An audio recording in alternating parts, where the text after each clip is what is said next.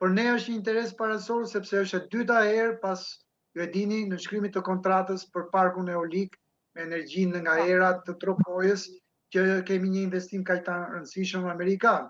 Vërtet aty u fol për diku rreth 450-480 milion euro, nuk u deklaruar, për të së vërtetës sasia e vërtetë e investimit, por ama është një investim tashmë i kontraktuar nga qeveria jonë. Ky është një investim me herë më shumë por i shtrirë në kohë, sepse është për 20 vite. Ne na bën shumë mirë, pse? Se ju këmbgulët me të drejtë dhe ju falenderoj për këtë këmbgulje në efektet tona praktike. Ju e dini që kemi një TEC modern për kohën kur u ndërtua që nuk ka një ditë punë dhe që po flet gjumin e ariut për 14 vite rresht. Është TEC i Vlorës.